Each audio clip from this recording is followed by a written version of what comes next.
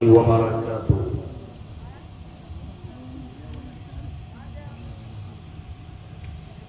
الحمد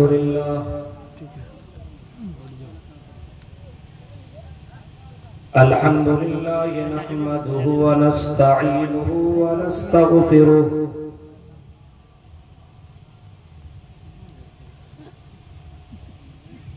ونعوذ بالله من شرور أنفسنا ومن سيئات أعمالنا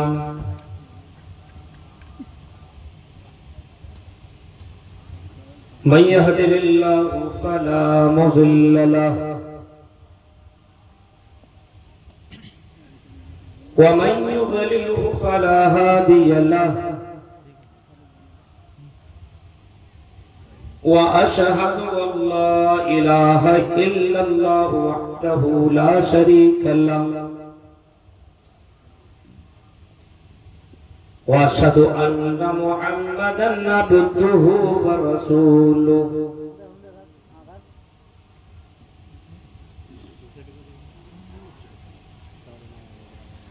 أما بعد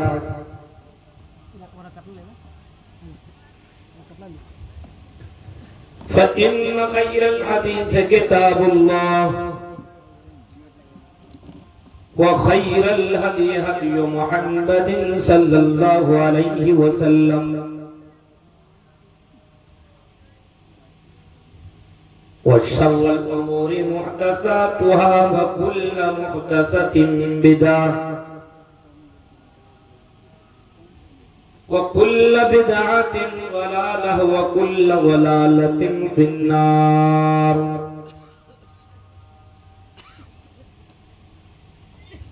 أعوذ بالله من الشيطان الرجيم.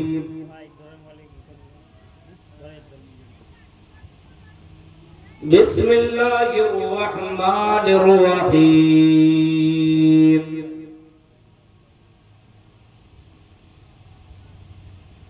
فوربك لنسألنهم أجمعين عما كانوا يعملون.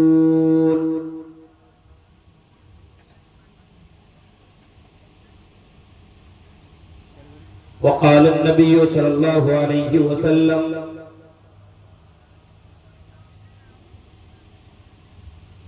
كلكم راع وكلكم مسؤول عن رعيته والأمير راع والرجل راع على أهل بيته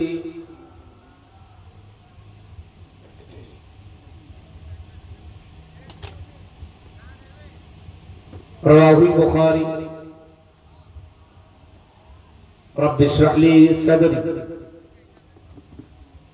ويسر لي امري واحلل عقدة من لساني يفقهوا قولي. اللهم رب زدني علما. آمین. قابل احترام اسٹیج پر تشریف فرما علماء کرام، اہم ذمہ داران جنا گڑیا، لٹی پڑا، پاپوڑ اور اس کے اطراف و اکناف سے آئے ہوئے معزز سامعین حضرات، اسلامی بزرگوں، نوجوان دوستوں، پیارے بچوں اور پردہ نشین میری ماں اور بہنوں، رات کافی ہو چکی ہے، 2:15. مجھ سے قبل ابھی آپ میرے محترم دوست شیخ فضل الرحمن سراجی کو سن رہے تھے. آپ نے ان سے پہلے بھی خطبہ کو آپ نے سنا. جناب پرویز صاحب کو بھی آپ نے سنا اور دیگر مقررین کو آپ نے سنا. یہ جلسہ مسجد کی تعمیر و ترقی کی مناسبت سے ہی یہ جلسہ رکھا گیا ہے، اور یہاں کے ذمہ داران سے میری جو بات ہوئی وہ یہی کہ آپ کو ٹائم 2:30 بجے دیا جائے گا۔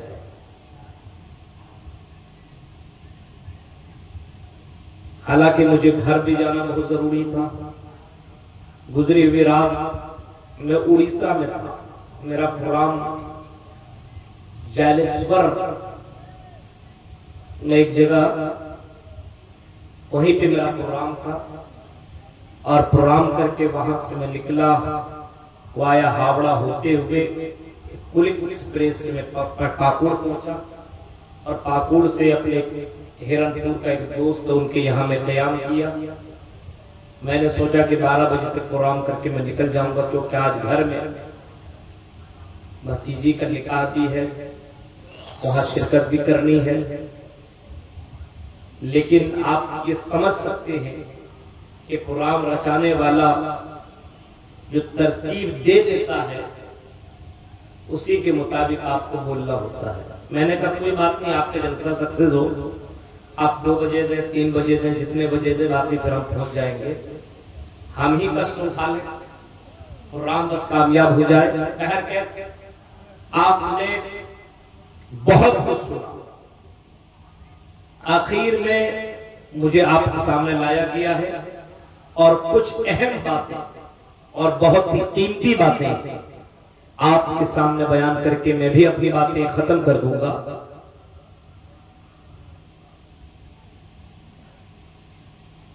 مسجد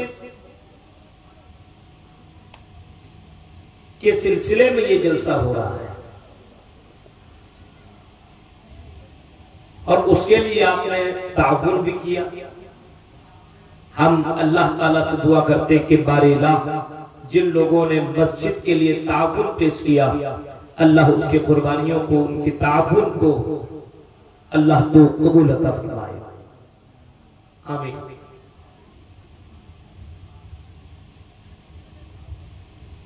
موضوع ہے احساس ذمہ داری۔ ایک انسان کے اندر احساس پیدا ہو جائے تو وہ زندہ ہے، اور اگر احساس ہی ختم ہو جائے تو پھر وہ مردہ ہے۔ آپ کا یہ ہاتھ ہے، اور اس ہاتھ کو اگر ہم ٹچ کر رہے ہیں اور آپ کو سمجھ میں آ رہا ہے کوئی ہمیں ٹچ کر رہا ہے، تو آپ کا یہ اسکین بھی، آپ کا یہ چمڑا زندہ ہے، اور اگر اسکین کام ہی نہیں کر رہا، کوئی آپ کو ٹچ کر رہا، کوئی فرق ہی نہیں پڑ رہا، اس کا مطلب یہ ہاتھ، یہ اسکین، یہ چمڑا، یہ آپ کا مر چکا۔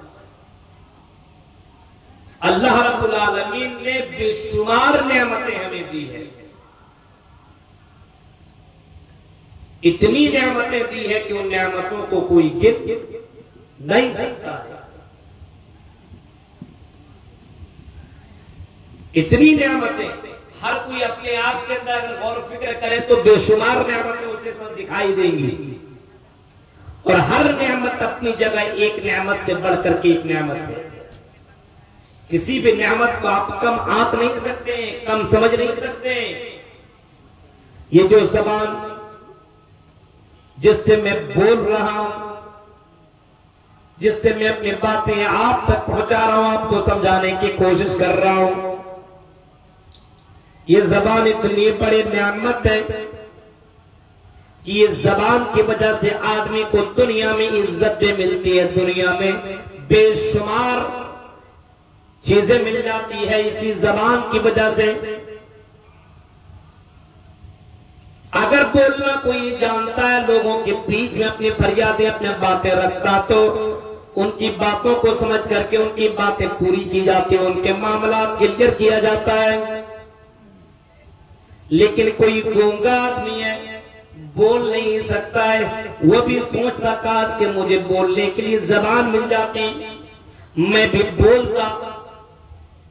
یہ نعمت اتنی بڑی نعمت ہے کہ کسی گونگا آدمی سے پوچھو کہ زبان یہ کتنی بڑی نعمت ہے، وہ بتائے گا اس سے بڑھ کر کے کوئی نعمت نہیں ہے۔ حالانکہ اس گونگا آدمی کے پاس ساری چیزیں موجود ہیں، ہر نعمت اس کے پاس اویلیبل ہے، لیکن زبان کی نعمت نہیں ہے۔ ایک آدمی کے پاس زبان ہے لیکن آنکھ نہیں، ان سے پوچھو آنکھ کتنی بڑی نعمت ہے، اور یہ اللہ رب العالمین کا کتنا بڑا احسان و کرم ہے تیرے اوپر۔ جس کے پاس زبان ہے لیکن آنکھ نہیں ہے، وہ بولے گا کہ مولانا میرے پاس نعمتیں تو ہے لیکن آنکھ نہیں ہے، تو ایسا لگتا ہے کہ دنیا میرے لیے بیکار۔ ایک نعمت، اتنی بڑی نعمت، اگر آنکھ نہ ملے تو یہ دنیا بیکار۔ ہر نعمت اپنی جگہ پرفیکٹ ہے، ہر نعمت اپنی جگہ بالکل کمپلیٹ ہے، اور نعمتوں کا شکریہ ادا کرنا ہر کسی کی ذمہ داری ہے۔ اور ان نعمتوں کے تعلق سے اللہ فرماتا ہے اے میرے بندو قل لو کان البحر مدادا لکلمات ربی لنفد البحر قبل ان تنفد کلمات ربی ولو جئنا بمثله مددا۔ اے نبی آپ اعلان کر دو، آپ کہہ دو قل لو کان البحر مدادا لکلمات ربی، جو نعمتیں تجھے ملی ہوئی نعمتوں کو اگر تم لکھنا چاہو، شمار کرنا چاہو، کاؤنٹ کرنا چاہو، گننا چاہو، سمندر کے پانی کو اگر تم سیاہی بنا ڈالو اور دنیا کے جتنے بھی درخت ہیں ان کو تم قلم بنا ڈالو، یہ قلم ٹوٹ جائیں گے، ختم ہو جائیں گے، سیاہی ختم ہو جائیں گی۔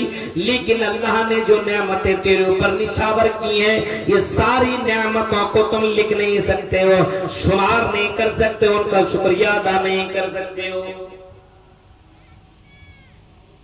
اتنی نعمتیں اللہ تعالیٰ نے دی ہے، اور سب سے بڑی نعمت مسلمانوں اور یہاں کے لوگوں جو ہمیں اور آپ کو ملی ہوئی اسلام کی شکل میں، ایمان کی شکل میں، ہاں یہ اسلام کی دولت، یہ سب سے بڑی دولت اور یہ سب سے بڑی نعمت ہمیں اور آپ کو ملی ہوئی، اس اسلام کو ہمیں بچانا ہوگا، اس اسلام کی ہمیں حفاظت کرنی ہوگی، اپنے ایمان کی ہمیں حفاظت کرنی ہوگی، ہمیں اپنا ایمان بچانا ہوگا، ہمیں اپنا اسلام کو بچانا ہوگا۔ اتنی بڑی نعمت ہے کہ دنیا میں تو اس نعمت کے بارے میں تو پتہ نہیں چل رہا ہے، لیکن مرنے کے بعد جیسے آنکھ تمہاری بند ہوگی تمہیں اسی وقت پتہ چلے گا۔ اگر اچھا سچا مومن ہوگا، اچھا مسلمان ہوگا تو اس کے پاس جو فرشتے آئیں گے اس کی شکل صورت بھی اچھی ہوگی اور اس کی روح بڑے آرام سے نکالی جائے گی۔ لیکن اگر کوئی کافر ہوگا تو اس کے پاس جو فرشتے آئیں گے اتنے بھیانک چہرے والے ہوں گے کہ وہ شکل صورت فرشتہ کو دیکھ لینے کے بعد انسان کی روح کبھی ادھر بھاگے گی کبھی ادھر بھاگے گی، وہ روح نکلنے کے لیے تیار نہیں ہوگی۔ اس روح کو فرشتہ زبردستی نکالے گا اور اس فرشتہ کو دیکھ لینے کے بعد انسان کی لیٹرین اور باتھ روم تک بھی ہو جاتا ہے۔ جو مسلمان ہوتا ہے اس کے لیے آسانی کے ساتھ مومن کی روح آسانی کے ساتھ نکالی جاتی ہے، اور اگر کوئی مسلمان نہیں صرف لیبل لگایا ہوا ہے، کافر ہے، گنہگار ہے، فاجر ہے، تو اس کی روح جو نکالی جاتی ہے وہ منظر اگر میں بیان کروں میرے بھائیوں، منظر کہ اس روح نکالنے والے فرشتوں کو انسان اگر دیکھ لے تو انسان کی روح جب نکلتی ہے تلوے سے نکلتی ہے، یہاں سے آگے نکلنا شروع ہو جاتی ہے، پھر پنڈلی تک، پنڈلی سے آگے گھٹنے تک، پھر کمر تک، پھر سینے تک، پھر حلق تک، ایسے نکلتی چلی جاتی ہے۔ زبردستی اس کی روح کو نکالا جاتا ہے، روح نکلنے کے لیے تیار نہیں ہوتی ہے۔ ایک کافر اور فاجر کی روح اس انداز سے نکالی جاتی ہے، لیکن ایک مومن کی روح امام کائنات فرماتے جیسے بوتل سے پانی کیسے نکالا جاتا ہے اس کو نکلنے میں ذرہ برابر پرابلم نہیں، ایسے مومن کی روح بڑی آسانی کے ساتھ نکالی جاتی ہے۔ تو ایک اسلام کی نعمت اگر آپ کو مل جائے تو روح نکلنا یہ تب بھی کوئی ٹینشن نہیں۔ ہاں قبر کے اندر ڈالا جا رہا ہے، قبر کے اندر رکھا جا رہا ہے، اور جب قبر میں رکھنے کے بعد آپ میں واپس مڑ رہے اپنے گھر کے اندر آ رہے ہیں، جیسے قبر میں دفن کرنے کے بعد لوگ واپس مڑتے ہیں تو اس کے پاس دو فرشتے آتے ہیں، منکر نکیر جسے بولا جاتا ہے، اس کو آرام کے ساتھ اٹھایا جاتا ہے اور اس کو جنتی لباس پہنایا جاتا ہے، اور اس سے جب سوالات کیے جاتے ہیں اور جواب دے دیتا ہے تو اس کو جنتی لباس پہنا دیا جاتا ہے، جنتی دروازہ اس کے لیے کھول دیا جاتا ہے۔ مومن جو ہوتا ہے اور جو کافر ہوتا ہے، میرے بھائیوں ذرا تصور کرو، اگر وہ مسلمان نہیں ہے، اگر وہ مومن نہیں ہے، اس کو جہنمی لباس پہنایا جاتا ہے اور اس کے آگے پیچھے چاروں طرف جہنم کی آگ بچھا دی جاتی ہے اور جہنم کا دروازہ، جہنم کی کھڑکی اس کے لیے کھول دی جاتی ہے۔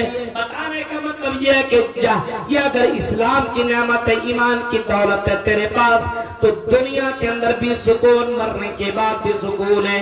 اس نعمت کا احساس اپنی زندگی کے اندر رکھا کرو اور اللہ کا شکر ادا کیا کرو۔ اسی وجہ سے قرآن کہتا ہے فَوَرَبِّكَ لَنَسْأَلَنَّهُمْ أَجْمَعِينَ، تیرے رب کی قسم، فَوَرَبِّكَ لَنَسْأَلَنَّهُمْ أَجْمَعِينَ، اے میرے بندو تم سے ہر نعمتوں کے بارے میں ضرور بضرور سوال کیا جائے گا۔ ایک ایک نعمت کے بارے میں اللہ تعالیٰ پوچھے گا، جسم کے اندر جتنی بھی نعمتیں، نعمتوں کے بارے میں اللہ پوچھے گا، یہ گھر مکان جو اللہ نے دیا اس کے بارے میں بھی پوچھے گا، بیوی بچے اولاد، ان نعمتوں کے بارے میں بھی اللہ تبارک و تعالیٰ پوچھے گا۔ میرے بھائیو یہ نعمتیں آپ کو، ہمیں اور آپ کو بڑی آسانی کے ساتھ ملی ہوئی ہے، کوئی احساس نہیں ہے۔ ان لوگوں سے پوچھو جو پلیٹ فارم کے اندر اپنی زندگی کاٹ رہے ہیں، جن کا گھر مکان نہیں ہے، پلیٹ فارم کے اندر پڑا ہوا ہے اور بھیک مانگ رہا ہے اور یہاں وہاں بھٹک رہا ہے، ایک گھر بنانے کے لیے وہ پریشان ہے، لیکن اللہ نے آپ کو مکان بھی دیا، اللہ نے آپ کو ایمان کی دولت بھی دی ہے، اللہ نے آپ کو اولاد جیسی نعمت سے بھی نوازا ہے۔ اس کے باوجود اگر ان ذمہ داریوں کا اگر احساس نہیں ہے، ان نعمتوں کا اگر احساس نہیں ہے، تو میرے بھائیوں اب تصور کرو اللہ کی جواب تم کیسے دو گے؟ فَوَرَبِّكَ لَنَسْأَلَنَّهُمْ أَجْمَعِينَ، فرمایا اے میرے بندو تم سے ہر نعمت کے بارے میں اللہ تعالیٰ قیامت کے دن سوال کرے گا۔ عَمَّا كَانُوا يَعْمَلُونَ، اللہ تبارک و تعالیٰ پوچھے گا جو دنیا کے اندر تم عمل کیا کرتے تھے، ان نعمتوں کے بارے میں اللہ رب العالمین قیامت کے دن سوال کرے گا۔ احساس ذمہ داری ہر مسلمان مرد عورت کو ہونا چاہیے، ہر گارجین کو ہونا چاہیے۔ امام کائنات جناب محمد رسول اللہ کو دیکھیے، احساس ذمہ داری دیکھیے۔ امام کائنات نے اپنی زندگی میں دعوت و تبلیغ کا کام کیا، آپ نے دعوت و تبلیغ کا کام 23 سالہ زندگی بھر کرتے رہے۔ مکہ میں بھی آپ نے کیا، مدینہ کے اندر بھی آپ نے کام کیا، اور مکہ والوں نے آپ کو جب پریشان کیا، جب آپ کو تکلیف دینے کی کوشش کی، تو اللہ کے نبی یہ ذمہ داری کا احساس آپ کے پاس ہے، اسی ذمہ داری کو نبھانے کے لیے آپ طائف کی طرف چلے جاتے ہیں، اور طائف جانے کے بعد آپ نے طائف والوں کو بھی دعوت دی، آپ نے لوگوں کو اللہ کی طرف، وہاں پہ بھی آپ نے لوگوں کو بھی بلایا۔ حضرت محمد رسول اللہ صلی اللہ علیہ وسلم کی زندگی اگر آپ پڑھیں گے تو میرے بھائیوں، امام کائنات کو احساس ذمہ داری اتنی زیادہ ہے کہ ایک مرتبہ حضرت عبداللہ ابن مسعود سے کہتے ہیں اقرا علیہ، اے عبداللہ میرے اوپر قرآن پڑھو، قرآن پڑھ کر کے مجھے سناؤ۔ حضرت عبداللہ ابن مسعود کہتے ہیں اے اللہ کے نبی میں آپ کے پر قرآن پڑھوں، ہاں آپ کے پر قرآن کروں، وہ اب قرآن پڑھو، وہ علیک انزل، جبکہ یہ قرآن آپ ہی کے اوپر اتارا گیا ہے، یہ قرآن تو آپ ہی کے اوپر نازل کیا گیا ہے، اے اللہ کے نبی یہ قرآن آپ کے اوپر میں کیسے پڑھوں؟ اللہ کے نبی فرماتے ہیں اے عبداللہ ابن مسعود سنو، مجھے قرآن دوسروں سے سننے میں بہت ہی زیادہ اچھا لگتا ہے، میں پسند کرتا ہوں کہ کوئی دوسرا قرآن پڑھے اور میں قرآن سنوں۔ یہ اللہ کے نبی کہہ رہے ہیں۔ اب حضرت عبداللہ ابن مسعود قرآن پڑھنے لگتے ہیں، سورہ निसा की तिलावत कर देते हैं और जब कुरान की आयत करीमा पढ़ते पढ़ते जब इस आयत करीमा पर पहुंचते हैं फैजा फकई फैजा जीना मिन कुल उम्मतिन बिशहीद व जीना बिका अला हाउलाई शहीदा। जब कुरान की आयत करीमा के ऊपर पहुंचते हैं तो अल्लाह के नबी कहते हैं बस करो बस करो बस करो। आई अब्दुल्ला रुक जाओ रुक जाओ रुक जाओ। हजरत अब्दुल्ला इब्न मसूद रुक जाते हैं और वो कहते हैं जैसे मैंने अपनी नजरें उठा करके इमाम कायनात को देखा तो क्या देखता हूँ फैजा आईनाहु तज़रीफान, क्या देखता हूँ कि अल्लाह के नबी की दोनों आंखों से आंसू बह रहे हैं, ज़ारों के तार रो रहे हैं। आपको जब मैंने देखा तो अल्लाह के नबी सल्लल्लाहु अलैहि वसल्लम को मैंने रोते हुए पाया। अल्लाह के नबी को एहसास है जब हर उम्मत के अंदर से गवाहों को बुलाया जाएगा और आई मोहम्मद आपको हर उम्मत का गवाह बनाया जाएगा।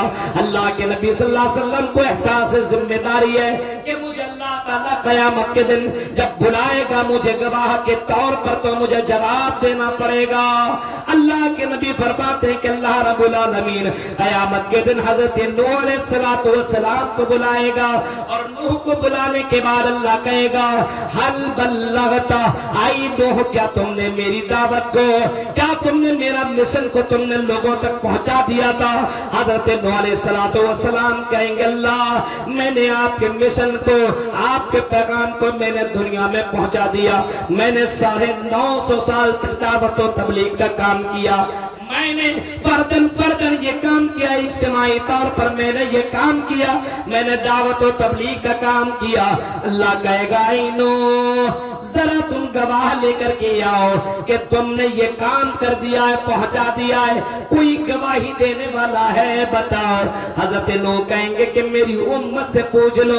उम्मतियों को बुलाया जाएगा और हजरत नूह की उम्मत को पूछा जाएगा ऐ नूह की उम्मत ये बताओ क्या तुम्हारे पास कोई नबी आया था, क्या तुम्हारे पास कोई डराने वाला आया था, क्या तुम्हारे पास कोई समझाने वाला कोई ऋषि मुनि आया था। नूह की कौम जवाब देगी ऐ अल्लाह आई रब हमारे पास कोई डराने वाला नहीं आया था। नूह की कौम इनकार कर दी। अब नूह से पूछा जाएगा ऐ नूह बताओ अब तुम्हारे पास कोई गवाही देने वाला है। तो हजरत नूह अलैहिस्सलाम कहेंगे मोहम्मद और उनकी उम्मत ये गवाही आपको देंगी और वो कहेंगे कि हाँ नूह अपने कौम के पास आया था डराने के लिए। हर किसी को मालूम है ना, कुरान के अंदर मौजूद है ना कि अल्लाह ने नूह को वलक़द अर्सलना नूहन इला क़ौमिही फ़लबिसा फ़ीहिम अल्फ़ सनतिन 50 आमा कि हजरत नूह को अल्लाह तबारक व तआला ने 950 साल तक दावत और तबलीग के लिए भेजा। 950 साल दावत और तबलीग का काम करते रहे। हजरत नूह के ताल्लुक से अल्लाह के नबी गवाही देंगे, उनकी उम्मत भी गवाही देगी। तब हजरत नूह अलैहिस्सलातु वस्सलाम को छोड़ दिया जाएगा। मेरे भाइयों ये एहसास जिम्मेदारी इमाम कायनात को है कि मुझे अल्लाह के यहाँ जवाब देना पड़ेगा। अल्लाह के यहाँ मुझे अपनी जिम्मेदारी का जवाब देना पड़ेगा। इमाम कायनात ये सोच करके रोने लगते हैं और ज़ारों के तार रोने लगते हैं। यही एहसास जिम्मेदारी है, इसी एहसास जिम्मेदारी है। जब दावत और तबलीग आप करने लगे और आपके बाद जब लोगों ने न मानी तो मेरे भाइयों अल्लाह के नबी सल्लल्लाहु अलैहि वसल्लम को ऐसा लग रहा था किसी पहाड़ में जाकर के वहां से कूद जाऊं, अपने आप को मार दूं। फलअल्लक बाखिउन नफ्सक अला आसारिहिम इल्लम युमिनु बिहाज़ल हदीसी असफा। मेरे भाइयों ऐ नबी ऐ मोहम्मद सल्लल्लाहु अलैहि वसल्लम ऐसा आपको ऐसा लग रहा है फलअल्लक बाखिउन नफ्सक अला आसारिहिम इल्लम युमिनु, अगर ये ईमान न ले आए तो आप अपने आप को हलाक कर दे। इतना ज्यादा टेंशन में इमाम कायनात है। मेरे भाइयों एहसास जिम्मेदारी है। अल्लाह ने एक बोझ दिया है अल्लाह के नबी को, तो अल्लाह के नबी उस बोझ को समझ रहे हैं और जिम्मेदारी निभा रहे हैं। आप सोने की कोशिश कम कर रहे हैं, दावत और तबलीग भी कर रहे हैं और रात की तारीकी में अल्लाह के नबी सल्लल्लाहु अलैहि वसल्लम लंबे लंबे क़याम और सजदे कर रहे हैं। حضرت عائشہ کہتی ہے کہ میں نے دیکھا کہ اللہ کے نبی اتنے لمبے لمبے سجدے کر رہے ہیں تو میں نے پوچھ لیا ایک مرتبہ اللہ کے نبی اتنے لمبے لمبے سجدے کیوں کر رہے ہیں؟ آپ نے جواب دیا افلا اکون عبدا شکورا، اے میری بیوی عائشہ کیا میں اللہ کا شکر گزار بندہ نہ بنوں؟ جس اللہ نے مجھے نبیوں کا سردار بنایا، امام الانبیاء بنایا، جس اللہ نے مجھے بے شمار نعمتوں سے نوازا، جس اللہ نے مجھے حوض کوثر کا مالک بنایا، جو اللہ مجھے جنت کا دروازہ کھولنے کا آرڈر دے گا، یہ ساری نعمتیں مجھے اللہ تبارک و تعالیٰ نے دی ہے، کیا میں اللہ کا شکر گزار نہ بنو؟ میرے بھائیو یہ ذمہ داری کا احساس تھا امام کائنات کو، تو اللہ رب العالمین کا شکریہ اس انداز سے اللہ کے نبی صلی اللہ علیہ وسلم کیا کرتے تھے کہ آپ کے پیروں میں ورم پڑ جایا کرتا تھا۔ احساس ذمہ داری، نبی کو احساس ہے کہ مرنے کے بعد جواب دینا، قوم کے اندر کوئی غلطی کر رہا ہے تو احساس ہے اور فوراً آتے کھانا تک بھی نہیں کھاتے، اور احساس ذمہ داری کے احساس ہے، فوراً اس ذمہ داری کو نبھانے کے لیے نکل جاتے ہیں۔ اللہ کے نبی کے پاس 3 لوگ آئے، صحیح بخاری کی حدیث ہے، ثلاثۃ رہط، اللہ کے نبی صلی اللہ علیہ وسلم کے پاس 3 لوگ آئے اور 3 لوگوں نے اللہ کے نبی کی بیویوں سے سوال کیا، کیونکہ اللہ کے نبی گھر کے اندر موجود نہیں ہے۔ کیا پوچھتے ہیں کہ اللہ کے نبی کی زندگی کے بارے میں بتاؤ، باہر کے حالات تو ہم جانتے ہی ہیں، گھریلو زندگی کے بارے میں بتاؤ کہ اللہ کے نبی عبادت کتنی کرتے ہیں، کب سوتے ہیں، کب جاگتے ہیں، کب کتنا کھاتے ہیں، کیا کرتے ہیں، یہ ساری باتیں ہمیں بتائیے، کب دعا مانگتے ہیں، کب بیوی بچوں کے ساتھ رہتے ہیں۔ بیویوں نے اللہ کے نبی کے بارے میں بتایا کہ اللہ کے نبی رات میں سوتے بھی ہیں، جاگتے بھی ہیں، بیویوں کا حق بھی ادا کرتے ہیں، یہ سارا کام کرتے ہیں۔ ان لوگوں کو کم لگا کہ اللہ کے نبی صلی اللہ علیہ وسلم کی عبادتیں کہاں اور ہماری عبادتیں کہاں؟ ارے اللہ کے نبی کو اللہ رب العالمین نے بخش دیا ہے، اللہ رب العالمین نے معاف کر دیا ہے، اب اللہ کے نبی کو اتنی زیادہ عبادت کرنے کی کیا ضرورت ہے؟ اتنی زیادہ اللہ کے سامنے سجدہ کرنے کی کیا ضرورت ہے؟ اس وجہ سے ان تینوں میں سے ایک بولنے لگا کہ آج کے بعد میں کبھی بھی رات میں سوؤں گا نہیں، پوری رات میں نماز پڑھوں گا، پوری رات میں سجدے کروں گا، پوری رات میں قیام کروں گا، کیونکہ اللہ کو پوری رات عبادت کرنا بہت ہی زیادہ اچھا لگتا ہے، اللہ کو یہ بہت ہی زیادہ پسند ہے۔ فرمایا کہ میں پوری رات جاگتا رہوں گا۔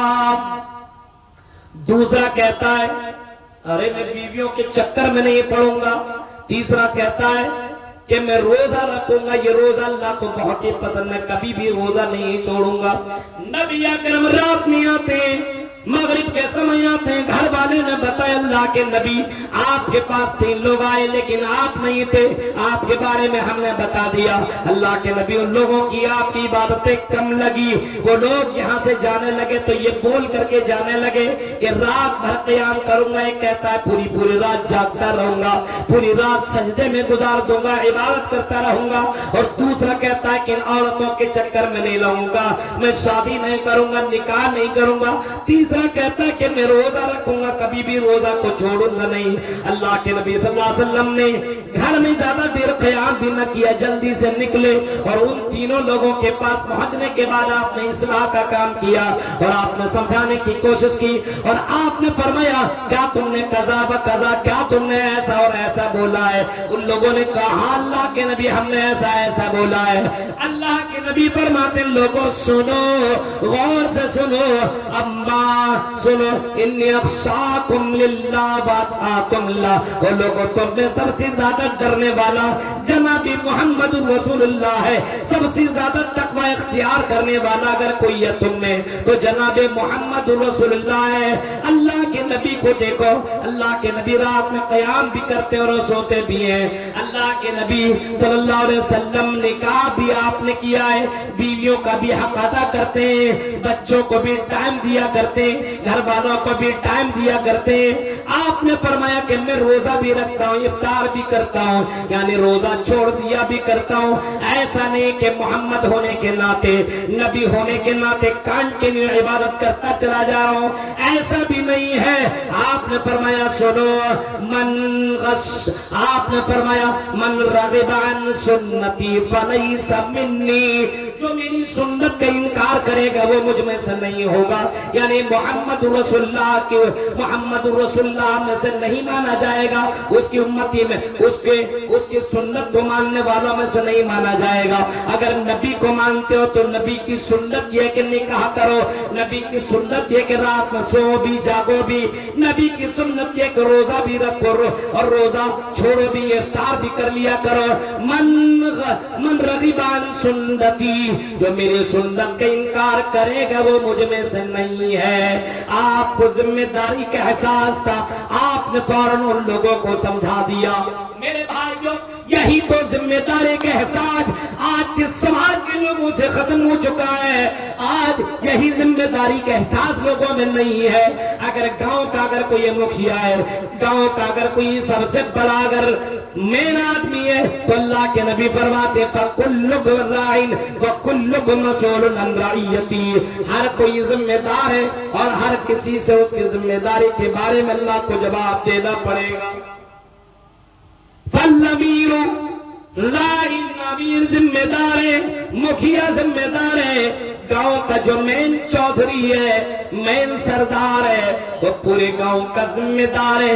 اگر گاؤں کے اندر کوئی گڑبڑی ہو رہی ہے اور اگر وہ ذمہ دار, وہ سردار, وہ مکھیا اگر ذمہ داری کو نہیں نبھا رہا ہے, اگر گاؤں کے اندر اگر غلط کام ہو رہا ہے, ناانصافی ہو رہا ہے, زناکاری ہو رہا ہے, شراب نوشی ہو رہا ہے, لڑکی بازی ہو رہا ہے, یا کوئی غلط کام ہو رہا ہے, اور اگر وہ گاؤں کا سردار ہے اور گاؤں کا مین آدمی ہے اور اگر وہ اپنی ذمہ داری نہیں نبھا رہا ہے تو اللہ کو جواب دینا پڑے گا. اور اس کی ذمہ داری کے بارے میں اللہ تبارک و تعالی قیامت کے دنوں سے سوال کرے گا. اسی طریقے سے امام کائنات نے فرمایا والرجل راع علی اہل بیتی, اور آدمی اپنے گھر کا ذمہ دار ہے, اپنے گھر کا ذمہ دار ہے کہ گھر کو آپ نے اسلامک گھر بنایا کہ نہیں بنایا, گھر کے اندر اسلامی ماحول پیدا کیا کہ نہیں کیا. ایک آدمی کی ذمہ داری ہے کہ گھر کے اندر تم حلال روزی لاتے ہو کہ حرام روزی لاتے ہو, یہ تمہاری ذمہ داری بنتی ہے. بیوی اور بچوں کو کھلانے اور پلانے کی ذمہ داری تیری بنتی ہے, کمانے کی ذمہ داری تیری بنتی ہے, رزق حلال تیرے گھر کے اندر پہنچانے کی ذمہ داری بنتی ہے. اللہ تبارک و تعالیٰ تم سے پوچھے گا والرجل راع علی اہل بیتی, اس کے گھر کے بارے میں اللہ سوال کرے گا اور گھر والوں کے بارے میں پوچھے گا تم نے اپنے گھر والوں کی ذمہ داری نبھائی کہ نہیں نبھائی. صرف نکاح کر لیا اور سمجھا ہم تو مرد ہیں. آپ نے اپنے بیوی کو اسلامک ماحول میں ڈھالا کہ نہیں ڈھالا. گھر کے اندر تو آ کر کے بہت سوال کیا کرتے ہو, کون کون سا آئٹم بنایا, کون سا کھانا بنائے ہو, یہ تمہیں سب احساس ہے. لیکن کیا کبھی تم نے اپنے بیوی سے پوچھا نماز تم پڑھی ہو کہ نہیں؟ ظہر اثر مغرب میں گھر کے اندر تو نہیں تھا, میں کمانے کے لیے نکل گیا تھا, ہیرن پور اور پاکور میں چلا گیا تھا, کیا تم نے فجر, کیا تم نے ظہر اور اثر اور مغرب کی نماز پڑھی کہ نہیں پڑھی؟ عشاء کے وقت آئیے, وضو بنائیے, اپنے بیوی سے پوچھئے آپ نے نماز پڑھی کہ نہیں پڑھی, اور اگر نہیں پڑھی تو چلو پہلے نماز ادا کر لو. میرے بھائیوں, یہ مرد کی ذمہ داری ہے اور اپنے بچوں کے معاملے میں ذمہ داری ہے کہ بچہ کیا گھر کے اندر کرتا ہے وہ آپ کو پوچھنے کی ذمہ داری آپ کی بنتی ہے. بیٹا کیا کر رہا تھا دن بھر, بیٹی کیا کر رہی تھی دن بھر, یہ آپ کی ذمہ داری بنتی ہے. اللہ تبارک و تعالیٰ قیامت کے دن آپ سے پوچھے گا. ہاں میرے بھائیوں, ہاں آپ سے پوچھا جائے گا کہ آپ نے اپنے بچوں کے معاملے میں آپ نے اپنی ذمہ داری نبھائی کہ نہیں نبھائی. آپ کا بیٹا غلط کر رہا تھا, آپ کو کوئی پرابلم نہیں تھا, آپ کو صرف مطلب تو پیسہ لا کر کے گھر کو دے دینا اور گھر کے اندر کیا ماحول چل رہا ہے, کیا معاملات ہو رہے ہیں, آپ کو اس سے کوئی مطلب نہیں تھا. اللہ کے یہاں آپ کو جواب دینا پڑے گا. آپ نے پیسہ لایا ہے, گھر میں آپ نے کما کر کے دیا ہے, روزی روٹی آپ نے جمع کر دیا ہے, تو گھر کے اندر دینی ماحول بنانا یہ آپ کی ذمہ داری ہے. گھر کے اندر مصلی لانا آپ کی ذمہ داری ہے. گھر کے اندر قرآن کی تلاوتیں کروانا یہ آپ کی ذمہ داری ہے. فجر کے وقت اگر آپ کا بیٹا بیٹی بیوی اگر نہیں اٹھتی ہے, آپ نہیں اٹھتے ہیں, تو میرے بھائی یہ آپ کی ذمہ داری ہے, یہ آپ کو اللہ کے یہاں جواب دینا پڑے گا. اسی طریقے سے اللہ کے نبی صلی اللہ علیہ وسلم فرماتے ہیں وَالْمَرْأَةُ رَاعِيَةٌ عَلَى بَيْتِهِ, عورت کی ذمہ داری گھر کی ہے اور اس کے بچوں کی ذمہ داری عورت کے اوپر ہوتی ہے. وَالْمَرْأَةُ رَاعِيَةٌ عَلَى أَهْلِ بَيْتِهِ, گھر کی ذمہ داری بھی اس کی بیوی کے اوپر ہوتی ہے اور اس کے بچوں کی بھی ذمہ داری عورت کے اوپر ہوتی ہے. یعنی عورت کے اوپر دو ذمہ داری. اب شوہر نے لا کر کے دے دیا, اب کیا کر رہے نہیں کر رہے وہ آپ کر رہے, شوہر تو چلا گیا, دن بھر ہے ہی نہیں. اب آپ ان کے بچوں کی پرورش کیسے کر رہے ہیں؟ امام بخاری کی ماں کو دیکھو, امام بخاری نے اپنے بیٹے امام بخاری کی تربیت کیسے کی. عبد القادر جیلانی کی ماں کو دیکھو, انہوں نے عبد القادر جیلانی کی پرورش کیسے کی. اللہ کی قسم میرے بھائیو, ماں اگر اپنی ذمہ داری نبھا لے تو بچہ دیندار ہو جاتا ہے, بچہ بہت ہی بڑا امام بن جاتا ہے. ماں اگر اپنی ذمہ داری نبھا لے تو بچہ بہت آگے بڑھ سکتا ہے. لیکن ماں اگر ذمہ داری نہ نبھائے, اگر غلطیوں کو روکے ٹوکے نہیں اور باپ تک نہ پہنچائے, اپنے شوہر تک نہ پہنچائے, تو وہ بچہ بگڑ جائے گا, وہ بچہ گنہگار ہو جائے گا, وہ بچہ ڈاکو بن جائے گا, وہ بچہ بہت ہی آگے چل کر کے قوم کا سردرد بن جائے گا. آج ہمارے یہاں عورتیں یہی تو کام نہیں کرتی ہیں, بچوں کے لیے محبوب بن جاتی ہے. ارے کچھ نہیں بولے گا, باپ کو بول دے ایسا میرا کام سن رہی, ہاں ٹھیک ہے, لیکن بچہ غلط کر رہا ہے تو ماں بتا نہیں رہی ہے.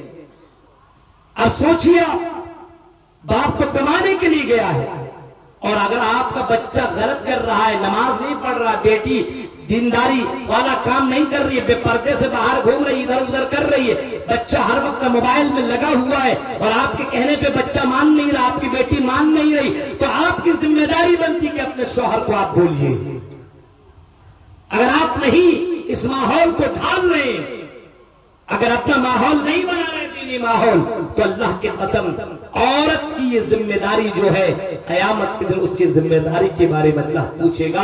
اور آخر میں فرمایا فَكُلُّكُمْ رَاعٍ وَكُلُّكُمْ مَسْئُولٌ عَنْ رَعِيَّتِهِ, ہر کوئی ذمہ دار ہے اور ہر کسی سے اس کی ذمہ داری کے بارے میں اللہ کو جواب دینا پڑے گا. غور کرو میرے بھائیوں, یہی احساس ذمہ داری اگر لوگوں کے اندر پیدا ہو جائے, اتنے بڑے بڑے جلسے کرانے کی ضرورت نہیں ہے. یہ مسجد کی ذمہ داری کس کی بنتی ہے؟ پوری گاؤں کی ذمہ داری بنتی ہے. اللہ کے نبی صلی اللہ علیہ وسلم نے مسجد بنانے کے تعلق سے بے شمار حدیثیں آپ نے فرمائی ہے. آپ نے تو ایک حدیث اس انداز سے آپ نے فرمایا اور آپ نے بتایا, من بنا للہ مسجدا بن اللہ لہو بیتن فی الجنہ, جو آدمی اللہ کے لیے گھر بنائے گا اللہ تبارک و تعالی اس کے لیے جنت میں گھر بنائے گا. اب بتاؤ یہ کتنی بڑی خوشخبری اور کتنی بڑی بشارت ہے, جو دنیا میں اللہ کے لیے مسجد بنائے تو اللہ تعالیٰ اس کے لیے جنت میں گھر بنائے گا. خالی جنت ہی بول دیتا کافی تھا, جنت میں گھر بنائے گا. اب سوچو, تصور کرو, اتنی بڑی بشارت اور خوشخبری مل جانے کے بعد میرے بھائیوں, بڑے بڑے بنگلے بنانے والوں, بڑے بڑے گھر بنانے والوں, ایک سے ایک گاڑیاں لینے والوں، ایک سے ایک موبائل لینے والوں، کیا مسجد کے لیے 100 روپیہ تم چندہ دو؟ کیا مسجد کے لیے تم 200 روپیہ 1000 روپیہ چندہ دو؟ کیا میرے بھائیوں ایسی خوشخبری مل جانے کے بعد اور یہ ذمہ داری تمہاری بنتی ہے کہ مسجد کو ہم کیسے بنائیں؟ کیا یہ آپ کی ذمہ داری نہیں ہے اپنے دوستوں سے اٹھا کر کے مسجد میں پیسہ کیسے جمع کریں، مسجد کا پیلر کیسے بنائیں، مسجد کی چھت کیسے بنائیں، مسجد کے اندر سارا کام کیسے کروائیں؟ ضروری نہیں ہے کہ مسجد کا ذمہ دار ہی یہ کام کرے، یہ آپ کی ذمہ داری بنتی ہے۔ آپ کی گاؤں کی مسجد ہے، عورت بھی یہ کام کر سکتی ہے، اپنے سہیلیوں سے پیسہ جمع کر کے چلو تم بھی سونا دے دو، میں بھی سونا دے دیتی ہوں، تم بھی پائل دے دو، میں بھی پائل دے دیتی ہوں۔ ارے دنیا کا کیا کہنا، دنیا تو ختم ہو جائے گی، مرنے کے بعد اگر اللہ جنت دے دیا اس سے بڑھ کر کے اور کیا نعمت مل سکتی ہے؟ ایک عورت یہ کام بھی کر سکتی ہے، اپنی سہیلیوں سے بہت سے سونے وغیرہ اکٹھا کر کے جمع کر کے مسجد کے ذمہ دار کے حوالے کر سکتی ہے، جنت کما سکتی ہے۔ یہ نوجوان بھی یہ کام کر سکتا ہے، یہ آسانی کے ساتھ یہ کام کر سکتا ہے۔ اور ایک معاملہ یہ بھی ہے، مسجد بنا لینا بہت بڑی بات نہیں ہے، مسجد کو آباد رکھنا یہ ہماری ذمہ داری ہے۔ ابھی رمضان گزرا، مسجدوں کی حالت ہے دیکھو میرے بھائیو، آج مسجدیں ویران نظر آتی ہیں۔ ظہر اثر مغرب عشاء فجر میں دیکھو، آج آپ کو مسجدوں کے اندر نمازی نہیں دکھیں گے۔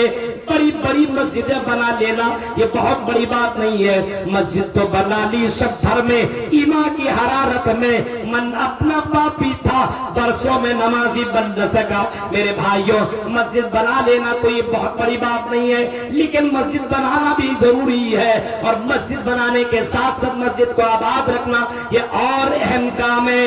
اور لوگوں کو جوڑیے، مسجدوں کے اندر لائیے، تصور کریے میرے بھائیوں، ان مسجدوں کے لیے، ان مدرسوں کے لیے، اسلام کے لیے ایک بڑھ چڑھ کے آدمی قربانی پیش کر رہا ہے۔ ابھی آج دیکھیے، جانتے کیا مسلمان کیا کرتا ہے؟ ادھر کی تقریر ادھر فارورڈ کر دیا، ادھر کا معاملہ ادھر شیئر کر دیا، سوچتا یہی دعوت کا کام ہے۔ ابھی وقف بل جو بنا، معاملہ کتنا گمبھیر ہو چکا ہے۔ جو ہمارے اسلاف نے جو زمین و جائیداد مسلمانوں کو دی ہے، قبرستان بنائیں گے، مسجدیں بنائیں گے، مدرسے بنائیں گے، وقف کر دیا، اس کے اوپر کوئی اور قبضہ کر رہا ہے۔ آپ کا مکان ہے اور آپ کے مکان میں ہم قابض ہو رہے اور آپ کو کوئی پرابلم نہیں ہو رہا ہے۔ دیکھ رہے ہیں آپ مسلمان کتنا سوچ چکا ہے، سوچئے، غور کیجئے۔ اور یہاں پہ کچھ غلطیاں اپنی بھی ہے، ہمارے اسلاف نے زمین و جائیداد دی، وہ زمین و جائیداد پڑی ہوئی ہے، ان زمین و جائیداد پہ کوئی فائدہ نہیں اٹھایا جا رہا ہے۔ یہ مسجدیں جیسے بن رہی ہے، ابھی ایک مسجد بابری مسجد کے اوپر معاملہ یہ وہ دس دیٹ، میرے بھائی کیوں اس مسجد کے معاملے میں آدمی بات کرے گا، اپنے گاؤں کی مسجد کو آباد کون کرے گا؟ یہ ذمہ داری نہیں ہے، مسجد کی ذمہ داری ہماری نہیں بنتی ہے۔ وقف بل کے معاملے میں ہمیں بولنے کی اجازت نہیں ہے کیا؟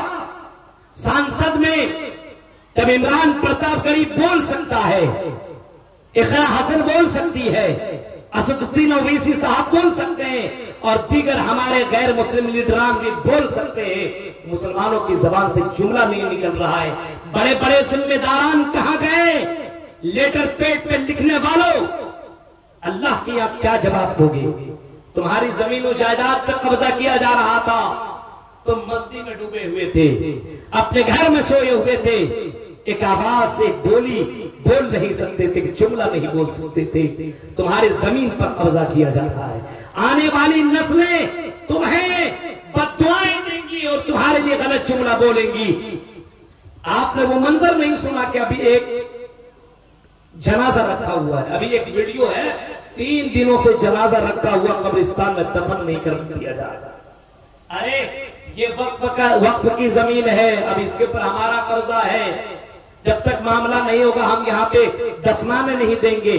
اب ایک جنازہ سامنے رکھا ہوا 3 دنوں سے رکھا ہوا ہے. اب تصور کیجئے میرے بھائیو حالات کتنے برے ہو چکے ہیں. مسلمان اپنی دولتوں میں اپنے گھروں کے اندر اور اپنے عیش و آرام میں کتنا ڈوب گیا ہے, ان کو ذرا برابر کوئی فکر نہیں ہے. آج ہماری سیاست مدرسوں میں ہے, آج ہماری سیاست مسجدوں میں ہے. جھگڑا مدرسوں کے لیے ہوتا ہے, مسجدوں کے لیے ہوتا ہے, قبرستان کے لیے ہوتا ہے. یہ کیسے ممبر بن گیا, یہ کیسے صدر بن گیا, یہ کیسے سیکریٹری بن گیا. میرے بھائی جو اللہ کا بندہ کوئی بنا ہے, مل جل کر کے اپنے ذمہ داری نبھائیے اور اس کو زندہ رکھیے. ان مدرسوں کو, ان مسجدوں کو زندہ رکھیے, آباد کیجئے. یہ مدرسے اور یہ مسجدیں یہ اسلام کے قلعے ہیں, قلعے یہ پیلر ہے میرے بھائیوں. اگر یہ پیلر ختم ہو گئے آٹومیٹکلی ڈھہ جاؤ گے, گر جاؤ گے. ان مدرسوں کو, مسجدوں کو ڈھہنے مت دو میرے بھائیوں. علماء یہ بھی اسلام کے پلر ہیں, ان علماء کی بھی قدر کر لو میرے بھائیوں. آج ہماری احساس ذمہ داری ہے مردہ, یہ قوم مردہ ہو چکی ہے, مردہ. سماج کے اندر غلط کام ہوتا ہے, مولوی لوگ ٹھیکا لیا ہے کیا, بولنے کا حق بات بولیے. اگر حق بات بولیے گا تو اس میں بھی معاملہ ہو جائے گا. اسلام کے اوپر چل نہیں رہا ہے لیکن ایک سے ایک فتوے دینا شروع کر دیتا ہے. آج زناکاری بڑھ رہی, کیوں معلوم ہے؟ جہیز کی وجہ سے. کون اس کو روکے گا؟ اگر علاقے کے علماء رک جائیں, نکاح نہیں پڑھائیں گے, آپ بتائیے یہ جہیز رکے گا کہ نہیں؟ لیکن چند مولوی پیسوں میں بک کر کے ارے ہم نکاح پڑھا دیں گے. کیوں ایسے نکاح پڑھاتے ہو؟ جس میں جہیز کا کاروبار ہو, جس میں شریعت کے کھلواڑ ہو, جس میں لڑکیوں کے ساتھ ظلم و ستم ہو رہا ہو, ایسی شادیوں میں جانے کی آپ کو ہمت کیسے ہو جاتی ہے؟ اللہ کی یہاں کیسے جواب دو گے؟ غلط چیزوں میں سپورٹ کیسے کر لیتے ہو؟ آپ کو کوئی ذمہ داری کا احساس نہیں ہے کہ مجھے اللہ کی یہاں جواب دینا پڑے گا, مجھے اللہ کی یہاں کھڑا ہونا پڑے گا. اللہ کے نبی فرماتے ہیں کہ لوگوں قیامت کے دن اللہ کی یہاں جب تک بندہ 4 سوالوں کا جواب نہ دے لے, جب تک 5 سوالوں کا جواب نہ دے لے, تب تک بندہ اپنے قدم کو ہلا نہ سکے گا. عن عمری فیما افنا, ان کی عمر کے بارے میں, زندگی کے بارے میں اللہ پوچھے گا تم نے اپنی عمر کہاں گزاری, کیسے گزاری, بولو. وعن شبابہ فیما بلا, اس کی زندگی کے بارے میں, جوانی کے بارے میں اللہ پوچھے گا آئے میرے بندے تو نے اپنی جوانی کہاں گزاری یہ بھی تو بتاؤ. ومالہ من این اکتسب, آئے میرے بندے تو نے مال کہاں سے کمایا یہ بھی بتاؤ, اور مال کہاں پہ خرچ کیا یہ بھی بتاؤ. اور آگے ایک جملہ یہ آتا ہے کہ تم نے کیا جو علم سیکھا اس کے اوپر کتنا عمل کیا یہ بھی تم بتاؤ. ان سوالوں کا جواب تمہیں کیا کبھی کبھی کوستا نہیں ہے, کبھی کبھی تمہیں ذمہ داری کا احساس نہیں ہوتا ہے کہ اللہ کی یہاں مجھے جواب دینا پڑے گا ہماری اپنی زندگی کے بارے میں, جوانی کے بارے میں, اپنے مال کے بارے میں, اپنے جو ہم نے علماء سے تقریریں سنی اور ان کے اوپر ہم نے کتنا عمل کیا اس کے بارے میں اللہ کو جواب دینا پڑے گا. وقفوہم انہم مسئولون, فرمایا لوگوں کو روک دیا جائے گا اور کہا جائے گا ان سے سوال کیا جائے گا. اللہ کے نبی کو اسی کا تو احساس تھا اور اللہ کے نبی اکثر اپنی دعا میں یہ دعا مانگا کرتے تھے, اللہم حاسبنی حسابا یسیرا, اے اللہ تم میرا حساب آسان کر دے, اے اللہ میرا حساب آسان کر دے. اللہ قیامت کے دن تم سے پوچھ لے کہ تم نے یہ کام کیوں کیا, کیسے کیا, بتاؤ میرے بھائیوں کیا جواب دے سکتے ہو؟ غور کرو, یہ احساسی ذمہ داری ختم ہو چکی ہے, ہمارے اندر سے احساس ختم ہو چکا ہے. ہماری قوم کی بیٹیاں غلط کام کر رہی ہے, کوئی پرابلم نہیں ہے. ہمارے قوم کے لڑکے غلط کام کر رہے ہیں, کوئی پرابلم نہیں ہے. ہمارے یہاں کی شادیاں غیروں کی طرح ہو رہی ہے, کوئی پرابلم نہیں, کوئی احساس نہیں ہے. اور قوم مردہ قوم مت بنو, زندہ قوم بنو, اپنے آپ کو زندہ رکھو. جیسے مچھلی اگر مر جائے تو سمندر کی یا پانی کا بہاؤ اسے بہا لے جاتی ہے، پانی کے اندر وہ مچھلی بہ جاتی ہے۔ میرے بھائیوں اگر تم زندہ رہو، مچھلی اگر زندہ ہو تو سمندر میں اور بہتی پانی میں اپنا جگہ بنا لیتی ہے اور راستہ بنا لیتی ہے۔ اور لوگوں تم زندہ ہو اور زندہ رہو اور اس قوم کو زندہ کرو، اس قوم کو مردہ مت کرو، اس قوم کو زندہ رکھو، اور اس قوم کے اندر غلط کام ہو رہے اس کو منع کرو، اور قوم کے اندر ان تمام رسم و رواج کو ختم کرنے کی ذمہ داری آپ کی بنتی ہے۔ اللہ نے پوچھ دیا کہ تم دنیا کے اندر آئے کیا کیا؟ ارے اللہ، اور اللہ میں نے ایک بلڈنگ بنائی، اچھا بیوی کے لیے اتنے کپڑے لیے، اچھا بچوں کے لیے گاڑیاں خریدی، اچھا تم نے دین کا کیا کام کیا؟ کچھ نہیں۔ کون سا کام کیا؟ کچھ نہیں۔ مسجد کے لیے کیا کیا؟ کچھ نہیں۔ مدرسوں کے لیے کیا کیا؟ کچھ نہیں۔ میرے بھائیوں کہ اللہ نے اسی کھانے پینے اور دوڑنے بھاگنے مکان بنانے کے لیے پیدا کیا ہے؟ نہیں نہیں، بالکل نہیں۔ وما خلقت الجن والانس الا لیعبدون، فرمایا ہے میرے بندو ہم نے تمہیں اپنی عبادت کے لیے پیدا کیا ہے۔ عبادت یہ مردوں کے لیے بھی ہے، یہ عبادت عورتوں کے لیے بھی ہے، یہ عبادت یہ علماء کے لیے بھی ہے، یہ عبادت یہ جاہلوں کے لیے، کم جاننے والوں کے لیے بھی ہے، یہ عبادت سب کے لیے ہے، صرف مولویوں کے لیے عبادت نہیں ہے۔ میرے بھائیوں سبھی کے لیے عبادت ہے۔ اسی عبادت کے لیے تو اللہ تعالیٰ نے ہمیں اور آپ کو پیدا کیا ہے۔ ذمہ داری ہے۔ آپ کا بیٹا نماز نہیں پڑھتا، آپ کو احساس ہے؟ آپ کی بیوی نماز نہیں پڑھتی، آپ کو احساس ہے؟ عورتوں اور لڑکیوں گھروں کو خوبصورت بنانے والی ہو، اپنے آپ کو خوبصورت بنانے والی ہو، کئی کئی طریقے سے میک اپ کرنے والی ہو، سنو کیا تم کو احساس ہے تمہارا شوہر نماز نہیں پڑھتا ہے؟ کیا تمہیں احساس ہے کہ میں اپنے شوہر کو نمازی بنا دوں؟ ایک عورت چاہے تو کچھ بھی کر سکتی ہے، کچھ بھی کر سکتی ہے۔ عورت کے اندر بہت پاور ہے، لیکن عورتوں کو کبھی کبھی حق بات بولیے تو مانے گی ہی نہیں۔ مرد حضرات جو گڑبڑ طریقے سے ادھر ادھر راستے بھٹک جاتے ہیں، اس میں عورت کا بھی بہت بڑا قصور ہے، اور برا نہ مانے۔ کئی مرد ایسے ہیں جو اپنی بیوی کو چھوڑ کر کے غیر کی طرف نظر کرتے ہیں، حالانکہ یہ بھی غلط ہے، یہ بھی زنا ہے، یہ بھی غلط ہے۔ لیکن آپ کا شوہر دوسری عورت کو دیکھتا کیوں ہے؟ آپ کو احساس ہے اس بات کا؟ آپ کا شوہر گھر میں آتا ہے، آپ اپنے شوہر سے پیار سے باتیں نہیں کرتے ہو، اپنے شوہر کو پیار سے کھلاتی نہیں ہو، اپنے شوہر کی ذمہ داری نبھاتی نہیں ہو۔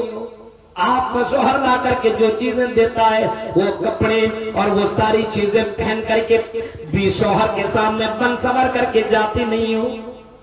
اب جب شوہر نہ ہو تو کسی اور کے لیے سجتی ہو۔ ان کو اگر ابھی علاقے میں جھارکھنڈ میں بہار کے اندر بھی شادیوں کا سسٹم ہے، ابھی تہوار ہی چل رہا ہے شادی، دیکھیے ایک دلہن بنتی ہے لیکن کئی دلہنیاں بن کر کے جاتی ہیں، اتنے میک اپ مت پوچھیے۔ اب بتائیے جو شوہر لایا اس کے لیے سجنا چاہیے کہ کسی اور کے لیے؟ لیکن عورتیں یہ کام دوسروں کے لیے کر رہی ہے۔ اب بتائیے آپ اپنے شوہر کے لیے کام کرنا چاہیے۔ اب آپ کا شوہر اگر کسی غیر لڑکی کی طرف دیکھ رہا ہے تو آپ اس کے اندر سب سے بڑے گنہگار۔ اپنے شوہر کے سامنے اچھے بن کر کے جائیے، پوچھئے میں کیسی لگ رہی ہوں، آپ کو کون سا ڈریس پسند ہے، آپ کو کیسا کھانا پسند ہے، میں کس طریقے سے رہوں کہ آپ مجھ سے خوش ہوں۔ یہاں یہ بھی نہیں کریں گی۔ اور اگر کبھی کسی مولوی کی تقریر سن کر کے اگر شوہر کسی وجہ سے اگر بول دیا کہ دوسری شادی کروں گا تو سمجھ لیجیے ایک ہفتہ تک کھانا نہیں کھلے گا۔ اگر کسی شوہر نے کہہ دیا شریعت پہ عمل کروں گا دوسری شادی کروں گا، تم میرا خیال نہیں کرتی ہو، تب گھر کے اندر جھگڑے شروع۔ عورتوں کو بھی سمجھنا چاہیے اسلام کو۔ آپ کے شوہر کو مومن بنانا اور اسلام کے اوپر چلانا یہ آپ کی ذمہ داری ہے۔ پہلے کی عورتیں اپنے شوہر کو میدان جنگ کے لیے تیار کیا کرتی تھی، اور باقاعدہ تلوار نیزے وہ ساری چیزیں دے کر کے میدان جہاد کے لیے بھیج دیا کرتی تھی. وہ مائیں کیسی تھی جو اپنے بچوں کو میدان جنگ کے لیے بھیج دیا کرتی تو ایک ایک نہیں 4 خنسا کا وہ منظر, خنسا ایک عورت کا نام ہے نا خنسا, جنگ قادسیہ کا وہ منظر پڑھیے, تاریخ کی کتابوں کو پڑھیے. اس عورت نے اپنے 4 بیٹوں کو تیار کیا اور میدان جنگ کے لیے بھیج دیا.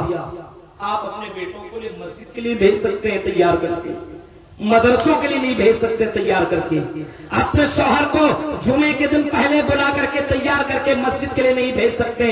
جائیے جمعے کی نماز پڑھنے کے لیے پہلے پہنچیے میرے شوہر, اللہ مجھ سے اگر پوچھے گا تو میں جواب دوں گی, اے اللہ مجھے دنیا کی اتنی لالچ نہیں تھی, اللہ مجھے تیری رضا چاہیے تھا, اور تیرے لیے میں نے شوہر کو صبح سویرے نہلایا, غسل کروایا, قرآن کی تلاوت کروایا, اور میں اپنے شوہر کو خطبہ سے پہلے مسجد کے اندر میں نے بھیج دیا. میری بہنوں اپنے اندر ذمہ داری کا احساس پیدا کرو, احساس ذمہ داری اپنے اندر پیدا کرو. عورت کو بھی چاہیے, مرد کو بھی چاہیے, ہر کسی کو بھی اپنی ذمہ داری کا احساس ہونا چاہیے میرے بھائیوں, ورنہ قیامت کے دن آپ کو اسی ذمہ داری کے بارے میں اللہ پوچھے گا. اور یہاں کے لوگوں سماج کے اندر جو گڑبڑیاں ہو رہی ہیں ان کو ختم کرو, ورنہ اللہ کے یہاں جواب دینا پڑے گا. صرف یہ مولویوں کا کام نہیں ہے, صرف یہ علماء کا کام نہیں ہے, یہ آپ کی ذمہ داری ہے. ہمارا بچہ دن و رات فری فائر کھیل رہا ہے, کوئی پرابلم نہیں. ہمارا بچہ انسٹاگرام پہ لگا ہوا ہے, کوئی پرابلم نہیں. ڈریم 11 پہ پیسہ لگا کر کے حرام رزق کمانے کے چکر میں لگا ہوا ہے, کوئی پرابلم نہیں. یہ کون کرے گا اور ان بچوں کو دیندار کون بنائے گا؟ میرے بھائیو یہ آپ کی ذمہ داری بنتی ہے. فَكُلُّكُمْ رَاعٍ وَكُلُّكُمْ مَسْئُولٌ عَنْ رَعِيَّتِهِ.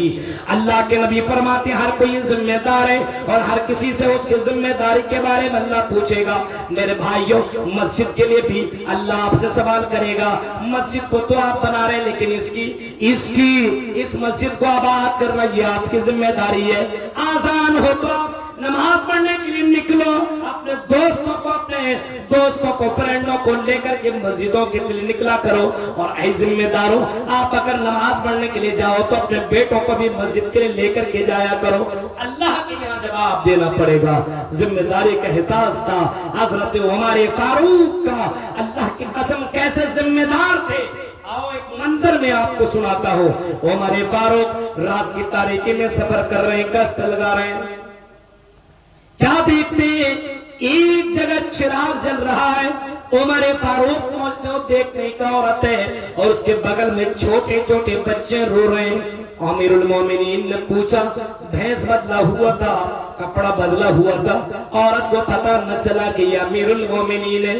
عمر فاروق پوچھتے ہیں اے خاتون یہ بچے کیوں رو رہے ہیں؟ اور جواب دیتی ہے گھر کے اندر کھانے پینے کا سامان نہیں ہے, ہانڈی میں نے چولہے کے اندر رکھا ہوا ہے, پانی کھول رہا ہے لیکن اناج نہیں ہے کہ بچوں کو کھانا کھلا سکوں.